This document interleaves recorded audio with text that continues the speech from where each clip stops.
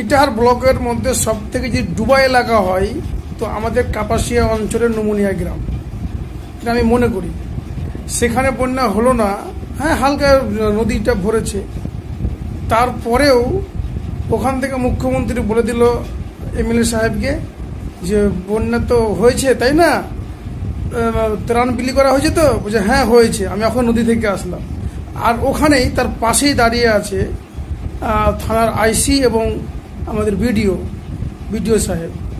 তো আমি একটা কথা বলি যে সিট দ্বারা বিক্রি করলে এতটা বিক্রি করা ঠিক না, যে মানে সরাসরি এত বড় মিথ্যা কথা, ত্রাণ বিলি করা হয়ে গেল, কেউ পেল না, কোথায় ত্রাণ আসলো, কোথায় বিলি হলো, হাই কি। সব থেকে বড় কথা হলো ওখানে আইসি এবং বিডিও আছে, ওদের সামনে এত বড় কথা বললো, ওরাও কিছু করতে পারলো না, সবাই বিক্রি হয়ে গেছে, রাজ্যটা একেবারে এতটাই বেহাল অবস্থা চলে গেছে। তো উলঙ্গ রাজা যে কথা বলছো, রাজা তো কাপড় কোথায়, তো ওই রাজার বাচ্চাটা কোথায় আছে আজকে, যে বাচ্চাটা বলবে যে তো রাজার কাপড় কোথায়। সত্যি এরকম নেককারজনক ঘটনা আমরা আশা করিনি ইটাহারের পক্ষ থেকে, দুঃখিত আমরা।